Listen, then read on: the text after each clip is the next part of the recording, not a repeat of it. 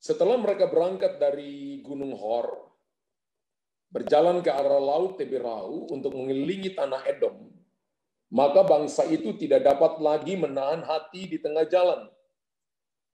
Lalu mereka berkata-kata melawan Allah dan Musa, "Mengapa kamu memimpin kami keluar dari Mesir, supaya kami mati di padang gurun ini? Sebab di sini tidak ada roti dan tidak ada air, dan akan makanan hambar ini kami telah muak."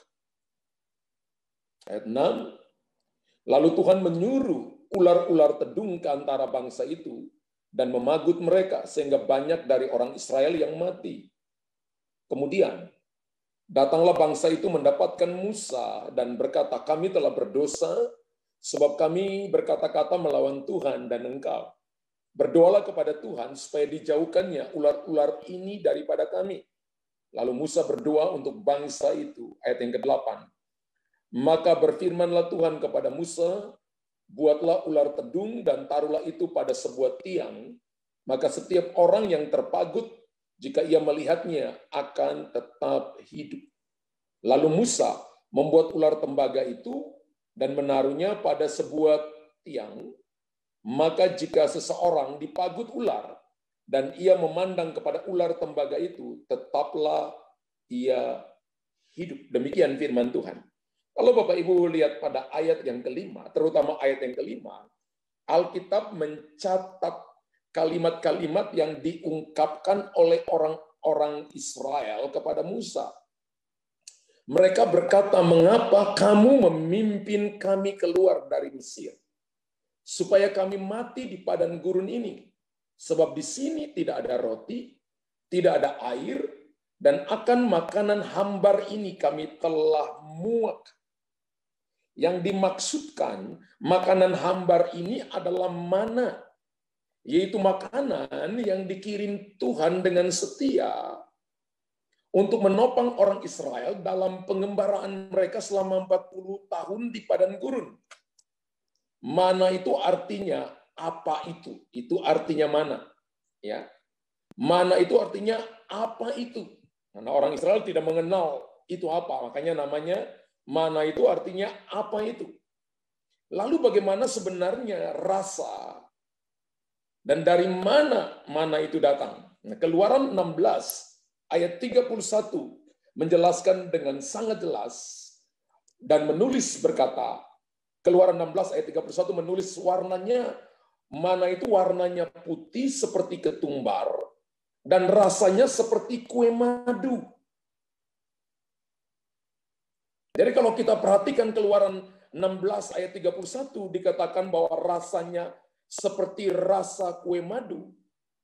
Itu artinya bahwa mana itu tidaklah hambar. Seperti apa yang dikatakan dalam Keluaran pasal 21 ayat yang kelima oleh bangsa Israel.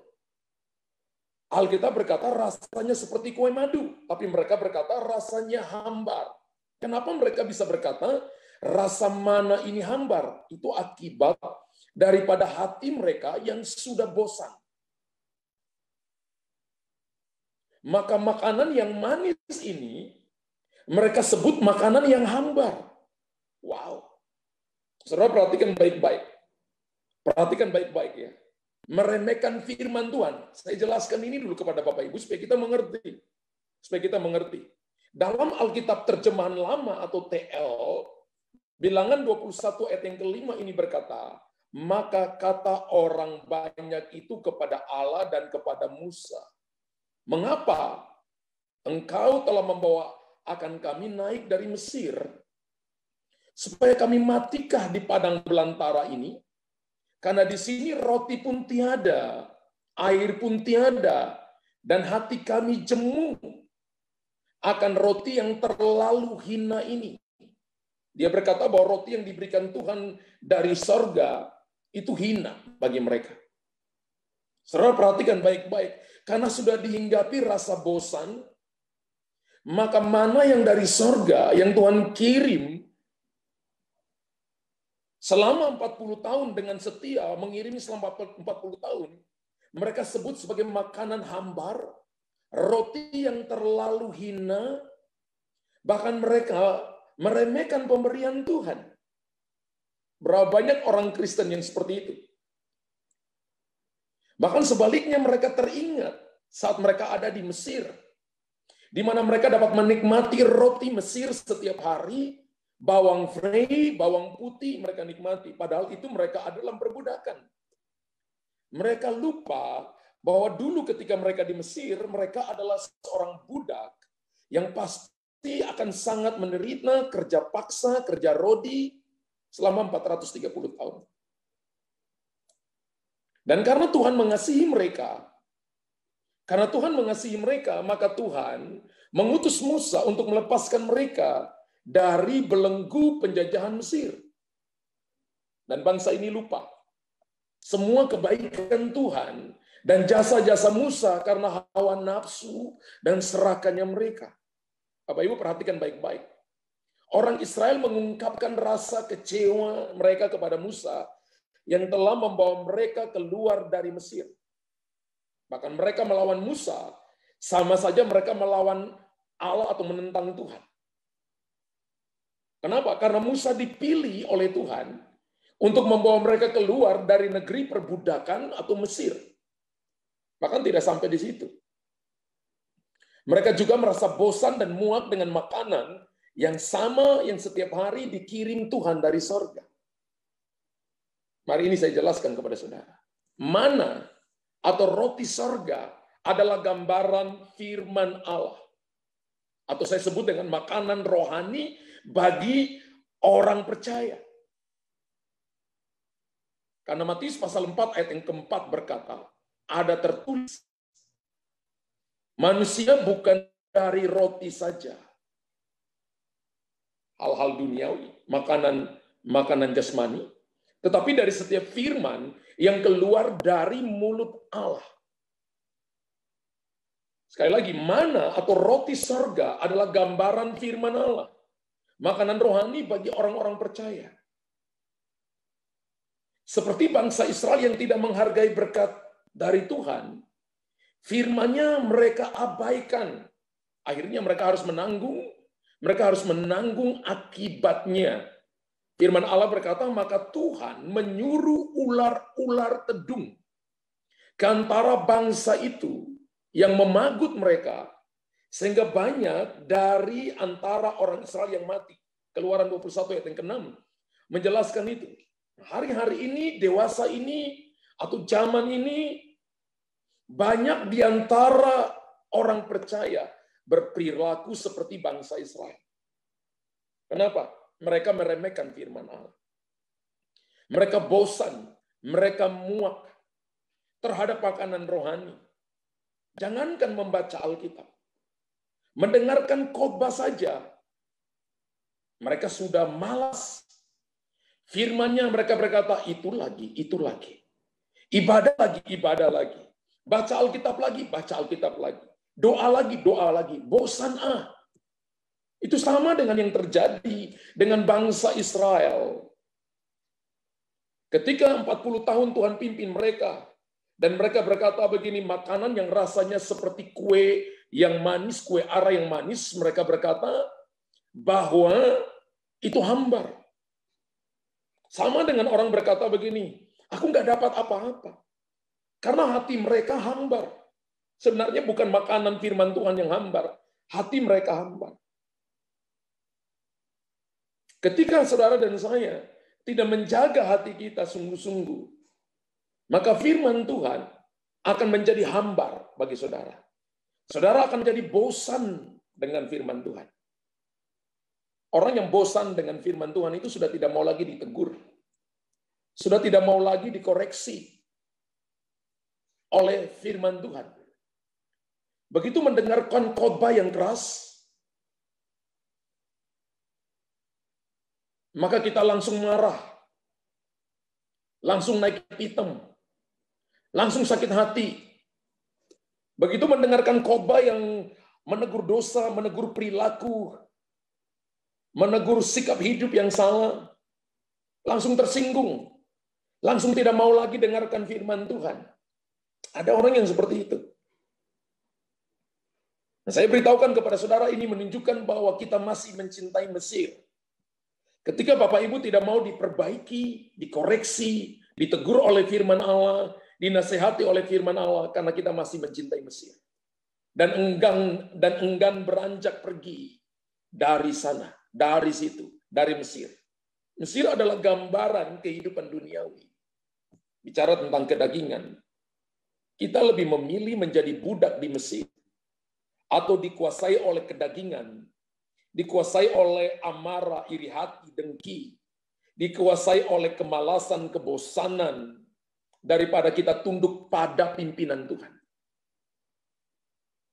Awal tahun 2021 adalah tahun untuk kita memilih, pilih kehidupan atau pilih kematian, pilih berkat atau pilih kutuk. Ketika Bapak Ibu pilih firman Tuhan sebagai makanan rohani dan tidak meremehkannya, maka itu berkat dan kehidupan kepada saudara. Tapi ketika saudara dan saya tidak memilih firman, bahkan meremehkannya, maka itu adalah kutuk dan kematian bagi saudara dan saya. Alkitab dengan jelas berkata bahwa hidup ini adalah sebuah pilihan. Saudara, satu saat saya ketemu seseorang, dan dia berkata kepada saya begini, Pak, saya sudah melayani, saya sudah hafal firman Tuhan, bertahun-tahun, tapi saya nggak lihat ada jawaban. Kemudian saya pikir Tuhan tidak mendengarkan doa saya. Dan saya tidak perlu lagi berdoa sekarang. Saya tidak perlu lagi dengarkan firman Tuhan sekarang. Sekarang saya mau bertindak sesuai dengan apa yang saya pikir benar. Saya beritahukan kepada saudara, Tuhan itu tidak pernah terlambat menolong kita. Amin. Mungkin Bapak Ibu pikir bahwa dia terlambat. Beberapa berpikir bahwa dia lalai menepati janjinya. Tapi Tuhan itu tidak lalai menepati janjinya. Karena dia adalah Raja, dia adalah Tuhan. Dia selalu menepati janjinya. Dan waktunya bukan waktu saudara. Waktunya adalah waktu Tuhan. Yang Tuhan mau daripada kita adalah believe, percaya. Yang berkata begini, saya mau kembali aja ke Mesir, ke kedagingan. Saya ingat salah seorang hamba Tuhan pernah cerita, salah satu pelayan Tuhan, ya, di gereja jadi usher. Ketika dia jadi usher, ketika gembalanya masuk, lupa berikan shalom kepada dia. Dia lagi tugas usher, saudara. Hari itu juga dia tinggalkan gereja dan tidak pernah lagi injak kaki di gereja. Lalu dia melabelkan bahwa gembala dan gereja itu tidak punya kasih. Saya beritahukan kepada saudara, kalau gembala tidak lupa memberikan shalom, bukan berarti gembala atau gereja itu tidak punya kasih. Namanya juga manusia bisa lupa, saudara. Nah, saya berkata begini, Pak, kalau tidak takut kehilangan satu orang, kita akan terima 100 kali lipat. Dia pilih kembali ke Mesir dan hidupnya amburadul. Bahkan dia berkata, lebih baik aku ada di neraka. Saudara, neraka itu kekal. Itu penyiksaan kekal. Ada orang yang ketika dengar firman, dia berkata, saya tersinggung dengan khotbah Bapak. Saya tersinggung dengan khotbah Bapak. Ada lagi yang tidak percaya bahwa masih ada mujizat. Ada lagi yang tidak percaya bahwa nubuatan masih ada sampai hari ini. Ada yang berkata bahwa Alkitab sudah genap. Alkitab sudah selesai. Betul, kanonisasi Alkitab. 66 kitab itu sudah ditentukan oleh bapak-bapak gereja. Tapi saya beritahukan bahwa kerjanya Tuhan masih ada sampai hari ini. Kalau Bapak Ibu lihat Yohanes pasal 21 ayat 25, Yesus berkata begini, kalau semua yang dikerjakan Tuhan ditulis dalam Alkitab, kumpul seluruh kitab di dunia tidak akan bisa memuat apa yang dikerjakan oleh Tuhan. Ada banyak orang yang memilih untuk lebih komplain. Karena dia masih ada di Mesir. Dia tidak mau hatinya diupahkan oleh Tuhan. Tapi saudara yang dengar malam hari ini, saudara adalah orang yang mau tinggalkan Mesir. Hal-hal kedagingan. Tidak mau lagi diperbudak oleh Mesir. tapi memilih untuk tunduk pada pimpinan Tuhan, tunduk pada pimpinan Roh Kudus. Orang yang meremehkan firman itu masa bodoh. Tapi orang yang memprioritaskan firman, maka hidupnya akan berbeda, saudara. Kita hidup di zaman akhir, di situasi yang tidak ada satupun yang bisa menjamin keamanan. Krisis bukan terjadi krisis ekonomi, tapi krisis kesehatan sedang terjadi. Hanya Tuhan yang sanggup melindungi saudara oleh firman-Nya. Mereka yang mengandalkan firman, mereka yang bergantung sepenuhnya kepada firman Tuhan. Saudara tahu, mereka akan dapat perlindungan. Sekalipun mungkin ada saudara yang meninggal karena sampar dan karena sebagainya, karena memang ditentukan seperti itu. Haleluya. Para rasul meninggalnya dengan sadis, saudara. Satu-satunya yang 12 rasul itu yang meninggal mati tua itu cuma Yohanes. Yang lainnya dipenggal kepala, yang lainnya ditarik dengan kuda, hancur dagingnya berkeping-keping. Tapi mereka memilih mempercayai Tuhan. Pahlawan-pahlawan iman itu ada yang belum melihat janji-janji yang Tuhan janjikan kepada mereka. Mereka hanya melambai-lambai dari jauh. Mari saya beritahukan ini kepada saudara. Alkitab menegaskan, dahulu kamu memang hamba dosa. Roma 6 ayat 17a. Roma 6 ayat 17a berkata, dahulu kamu memang hamba dosa. Tetapi di dalam Kristus, kamu telah dimerdekakan dari dosa dan menjadi hamba kebenaran. Roma pasal 6 ayat 18. Itu berarti Alkitab menjelaskan kepada saudara dan saya begini, bahwa firman Allah itu adalah jaminan atas seluruh kehidupan kita. Bahkan kita diciptakan oleh firman. Semua yang bisa kita pegang, semua yang bisa kita lihat, semua yang bisa kita diciptakan oleh firman. Maka saudara nggak akan dapat satu jawaban pun. Ingat ya Bapak Ibu. Hati yang di pinggir jalan adalah hati yang meremehkan firman. Tidak percaya kepada firman. Merasa bosan dengan firman. Hambar dengan firman. Bapak Ibu nggak dapat apapun dari Tuhan.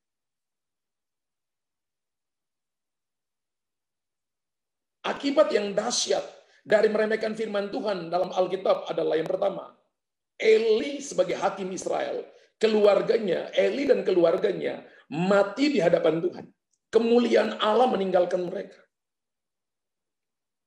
Makanya anak yang dilahirkan oleh salah satu anak Eli dinamakan Ikabod. Kalau kabot itu artinya kemuliaan Allah ada bersama mereka. Ikabod artinya kemuliaan Allah meninggalkan mereka.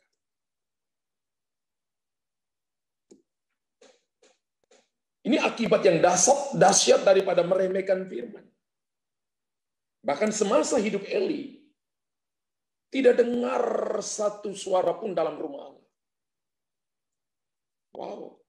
Bahkan membiarkan lampu rumah Allah hampir padam. Tidak ada roh yang menyala-nyala. Anak-anaknya mengambil persembahan sesuka hatinya. Melakukan hal-hal yang menyakiti hati Tuhan. Karena meremehkan firman. Nanti kalau Bapak Ibu lihat dalam 1 Samuel 2 ayat 30-31. Barang siapa menghormati aku akan dihormati. Barang siapa meremehkan aku, maka akan mati. Meremehkan firmanku akan dipandang hina dan mati. Wow. Dan ayat firman Tuhan itu kepada siapa? Kepada Eli dan keluarganya. Ini akibat yang dahsyat dari meremehkan firman Tuhan. Suami-suami, saya beritahukan kepada Bapak Ibu, Bapak-bapak, saudara sebagai kepala keluarga, sebagai imam, raja, dan nabi dalam keluarga, ambil seluruh keluargamu untuk mempercayai firman Tuhan apapun yang terjadi. Mungkin keadaan tidak seperti yang Anda pikirkan. Mungkin situasi tidak bersahabat dengan saudara. Tapi firman Allah sanggup membuka jalan, sanggup membuka pintu, sanggup memberikan kepada Bapak Ibu jalan keluar dalam situasi, dalam keadaan apapun. Katakan amin 1 miliar kali. Tulis Bapak Ibu, amin 1 miliar kali. Haleluya. Hal yang pertama, saudara dengar baik-baik. Akibat yang dahsyat dari meremehkan firman adalah lari kepada keluarga. Eli dan keluarganya mati di hadapan Tuhan. Itu berarti kalau keluarga-keluarga yang mempercayai firman Tuhan, maka diberkati. Makanya Tuhan itu selalu pakai keluarga. Tuhan pakai keluarga Abraham. Kemudian Tuhan pakai keluarga Ishak. Tuhan pakai keluarga Yakub. Bangun jadi 12 anak, jadi 12 suku, jadi satu bangsa. Dari situ kemudian Tuhan cari orang-orang hebat. Cari keluarga-keluarga. Temukan keluarga Isai, dapat Daud. Tuhan pakai Daud. Tuhan pakai keluarganya, dapat Salomo. Kemudian turun. Dan akhirnya Tuhan dapat Yusuf dan Maria. Lahirlah Yesus Kristus. Hari ini juga Tuhan masih cari keluarga-keluarga. Karena keluarga adalah institusi di mana Tuhan pernah menaruh berkat yang pertama, kuasa pertama, otoritas pertama, ditaruh di dalam keluarga. Ketika bapak-bapak membawa seisi rumahnya menyembah Tuhan, mempercayai firman Tuhan, maka kita sedang menginvestasikan kekekalan di dalam kehidupan anak-anak kita. Bagaimana kalau saya nggak punya suami lagi? Berarti istri berdiri, ibu-ibu berdiri bagi anak-anak. Bagaimana kalau sudah nggak punya orang tua? Anak-anak berdiri. Bagaimana kalau saya belum punya suami, belum punya istri? Masing-masing berdiri di hadapan Tuhan, mempercayai firman Tuhan. Dampak yang pertama adalah bagi keluarga, terutama keluarga Eli. Kedua adalah kedudukan. Takhta kerajaan Saul diambil daripadanya karena meremehkan firman Tuhan. Mengerikan. Hari ini Bapak Ibu punya kedudukan. Hari ini Bapak Ibu sepertinya punya prestasi. Hari ini Bapak Ibu sepertinya punya segalanya, punya kekayaan. Tuhan nggak larang itu. Tapi ketika kita meremehkan firman Tuhan, maka satu saat itu bisa diambil daripada kita. Itu seperti bangsa Israel dikirimkan ular tedung untuk memagut mereka. Takhta kerajaan Saul diambil daripada mereka. Bicara tentang kedudukan, posisi, prestasi. Itu akibat yang dahsyat daripada meremehkan firman. Bapak Ibu bisa dengarkan suara saya dengan jelas? Bisa dengar suara saya dengan jelas? Haleluya. Dan Bapak Ibu dengarkan saya baik-baik begini. Ingat Bapak Ibu, seluruh sendi kehidupan, kalau kita mengandalkan firman Tuhan, maka jelas akan ada proteksi Tuhan bagi saudara. Akibat yang kedua adalah kedudukan diambil. Kedudukan Saul yang tadinya dia dipilih, ditentukan, awalnya Tuhan tentukan dia dan seluruh keluarganya akan mewarisi takhta kerajaan Israel. Tapi akibat daripada Saul tidak taat dan meremehkan firman yang disampaikan oleh Samuel, maka itu diambil daripadanya. Dan Tuhan berkata, aku akan memberikan kepada orang yang berkenan di hatiku. Dalam hal ini adalah Daud. Wow, tahtanya diambil, kedudukannya diambil. Saudara dan saya kalau hari ini kita diberikan sesuatu yang baik, prestasi yang baik, kita diberikan promosi dan sebagainya, maka jangan pernah meremehkan Tuhan. Kenyataannya adalah ketika seseorang diberikan kedudukan, prestasi, entah itu harta, entah itu kemuliaan, maka kecenderungannya adalah meremehkan firman dengan cara apa? Sudah tidak punya waktu doa. Sudah tidak punya waktu untuk ibadah. Sudah tidak punya waktu untuk merenungkan firman. Sudah tidak punya waktu untuk bersekutu dengan Tuhan. Karena dia pikir bahwa dia terlalu sibuk dengan pekerjaannya, dengan kedudukannya, dengan prestasinya. Saya beritahukan kepada saudara, harusnya kita balikan itu. Harusnya kita sibuk dengan Tuhan daripada segalanya, daripada yang lain. Karena yang lain adalah fasilitas. Bapak Ibu tulis di situ. Harusnya hidup saya di dunia ini, harusnya saya sibuk dengan Tuhan. Katakan amin 100 miliar kali. Haleluya. Harusnya saya sibuk dengan Tuhan. Kenapa? Karena sampai mati pun kita masih berhutang. Kedudukan, harta, semua yang ada pada kita, saya beritahukan kepada saudara, itu cuma fasilitas untuk mendukung kita hidup di dunia ini. Jangan menghabiskan waktu kebanyakan dengan hal-hal yang cuma sementara. Ini waktunya kita banyak habiskan dengan Tuhan. Apalagi masa-masa doa puasa ini waktu kita melatih diri kita. Amin. Kalau biasanya doa 5 menit jadi 10 menit.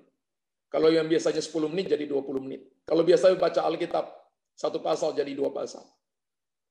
Amin. Kalau bisa 2 pasal jadi 4 pasal. Mengerikan. Kalau yang pertama, satu keluarga dihukum karena meremehkan firman. Yang kedua, kedudukan diambil. Contohnya adalah Raja Saul. Yang ketiga adalah dikatakan begini, Yudas menjual Tuhan Yesus karena meremehkan firman.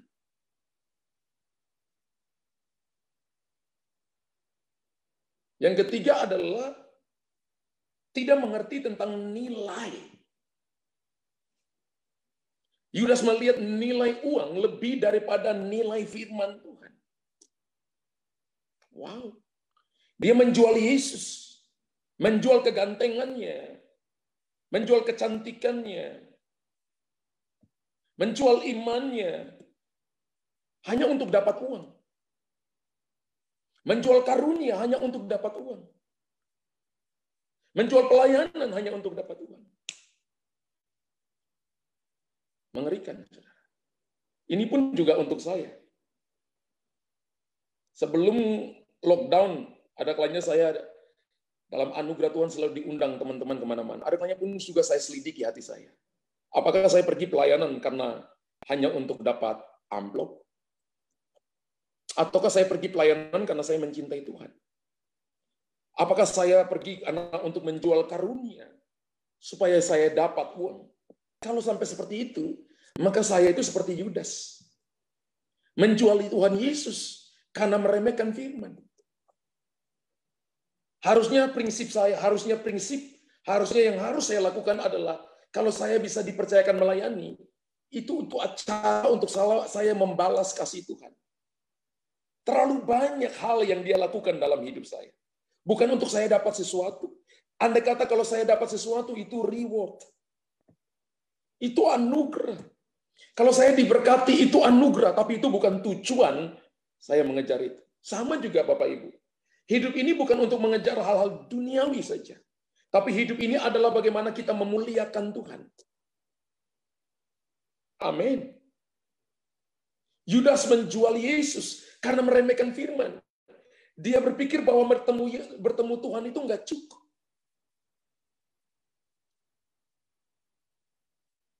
Ada yang berkata kepada saya, Pak,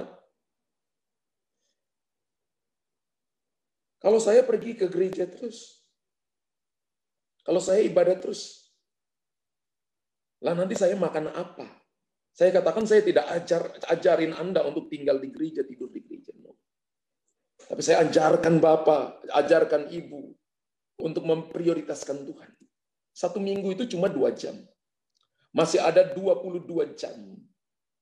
Kalau 1 hari 12 jam kita pakai kerja, berarti ada 10 jam yang kita bisa pakai untuk yang lainnya. Masa sih? Dalam 1 minggu, 2 jam saja kita nggak bisa kasih untuk Tuhan. Tapi untuk hal-hal yang sementara kita bisa kejar luar biasa. 1 Timotius pasal 6 ayat 10 berkata, akar segala kejahatan adalah cinta akan uang. Sebab oleh memburu uanglah beberapa orang terjerat jatuh dalam berbagai-bagai kejahatan.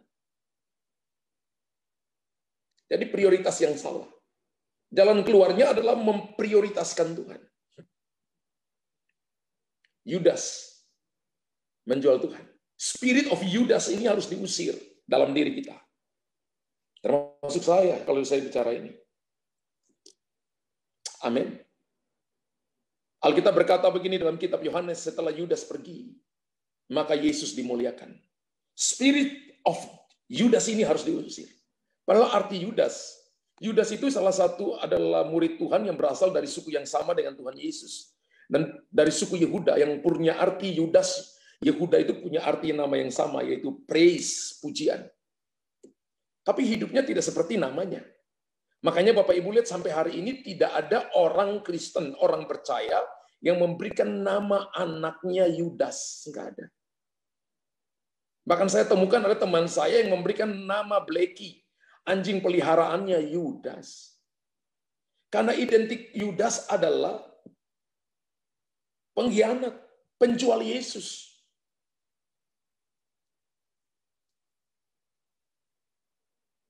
Saudara dengar baik-baik. Amsal 13 ayat 13 berkata begini. Siapa meremehkan firman, ia akan menanggung akibatnya.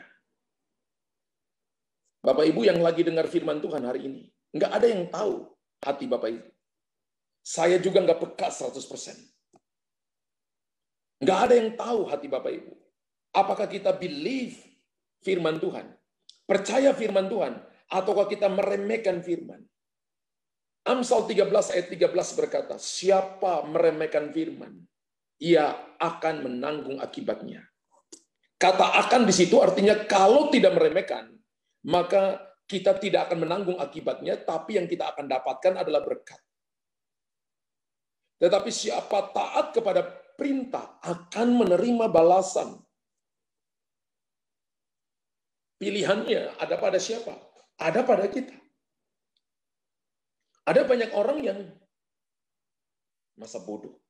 Ada banyak orang ketika dia duduk dengar firman di gereja. Kalau di Zoom sini semua kan duduk dengan stay fokus ya. Saya nggak tahu ada yang pergi sambil makan enggak, sambil minum enggak. Ya. Tapi ada yang di gereja itu ada kalau duduk langsung masuk keluar, masuk keluar, masuk keluar. Ada yang datang sudah mau doa berkat dan sebagainya. Kalau bagi saya itu meremehkan firman, tidak menghormati Tuhan. Orang yang menghormati Tuhan itu, dia datang karena dia tahu hidup ini tanpa Tuhan gak ada artinya. Dia datang lebih awal.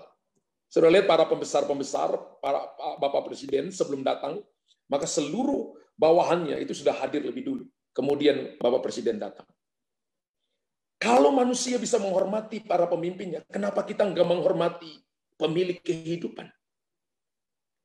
Yohanes pasal yang pertama, ayat yang pertama berkata, pada mulanya adalah firman, firman itu bersama-sama dengan Allah, dan firman itu adalah Allah sendiri. Kenapa kita nggak menghormati dia? Kenapa waktu kita dengar firman Tuhan, kita nggak sungguh-sungguh mendengarkannya dengan baik? Apakah ada pesan? Apakah ada teguran? Apakah ada rema? Apakah ada arahan yang harus saya lakukan? Apakah ada perintah yang harus saya lakukan segera pada waktu itu? Apakah ada dosa yang perlu saya akui pada waktu itu?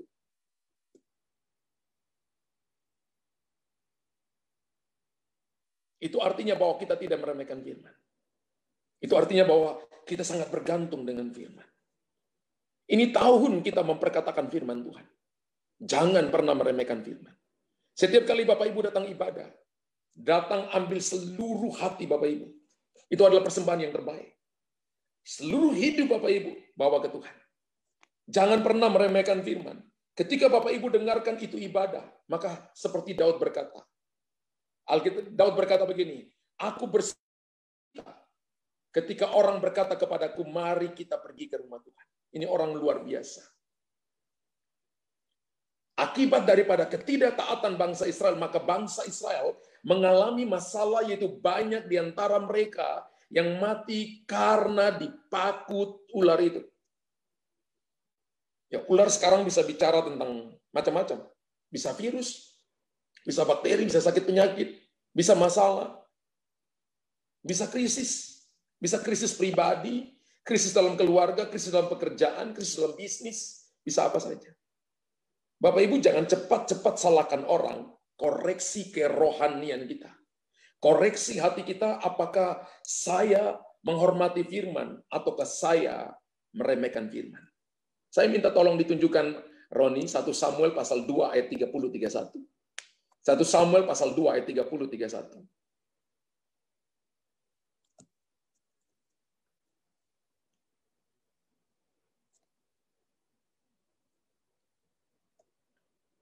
Sebab itu demikianlah firman Tuhan Allah Israel. Sesungguhnya aku telah berjanji keluargamu dan kaummu akan hidup di hadapanku selama-lamanya. Awalnya Tuhan berjanji begini, bahwa Eli, anaknya, kaumnya akan hidup di hadapan Tuhan selamanya. Tetapi sekarang, kata tetapi artinya meniadakan yang di atas. Ingat bahwa janji Tuhan itu ada syaratnya. Kalau lakukan persis sama, maka yang turunnya berkat terus. Tetap ada di hadapan Tuhan. Tapi kalau tidak lagi meremehkan firman Tuhan, maka ini. Tapi sekarang demikianlah firman Tuhan. Jauhlah hal itu daripadaku. Sebab siapa yang menghormati aku, akan kuhormati. Tapi siapa yang menghina aku akan dipandang rendah. Mengerikan ya. Mengerikan banget. Ya. Sesungguhnya akan datang waktunya bahwa aku akan mematahkan tangan kekuatanmu dan tangan kekuatan kamu sehingga tidak ada seorang kakek dalam keluargamu. Karena meremehkan firman. Maka seluruh kaum daripada Eli tidak ada kakek di dalam mereka. Artinya dihabisin semuanya. Saudara, mari kita belajar, saudara ya. Kita masuk di 2021, belajar mulai kita jadi dewasa. Terima firman Tuhan. Tidak mudah bosan. Tidak mudah cepat tersinggung. Ada kalanya makanan keras, itu untuk otot-otot rohani kita jadi kuat. Ada kalanya teguran firman Tuhan itu baik bagi kita. Kalau makanan yang manis terus yang Bapak Ibu dapat, itu nggak bagus bagi kesehatan. Tapi yang pahit jangan cepat dibuang, saudara. Yang manis juga jangan cepat ditelan. Siapa tahu yang pahit itu obat bagi kita. Firman Allah berkata begini, bahwa mereka mengalami masalah karena mereka meremehkan mana makanan rohani firman Tuhan yang selama ini menghidupi mereka, memberikan kekuatan kepada mereka selama 40 tahun. Saya bersyukur bahwa ketika itu mereka mau bertobat lalu datang minta ampun kepada Musa dan kepada Tuhan. Kami minta ampun kepada Engkau karena kami melawan Engkau dan melawan Tuhan. Maka Tuhan mengasihi mereka kembali dan menyelamatkan mereka dengan ular tembaga. Ular yang sama itu dibuat jadi ular tembaga. Dan barang siapa memandang kepada ular itu, ular tembaga itu, maka mereka akan sembuh. Saya beritahukan kepada saudara, jika sampai hari ini kita masih meremehkan firman Tuhan, maka ini yang saya mau beritahukan kepada seluruh jemaat dengan kasih Tuhan. Bertobatlah sebelum kita menuai akibatnya. Ulangi. Jika sampai hari ini kita meremehkan firman Tuhan, segeralah bertobat sebelum kita menuai akibatnya. Haleluya.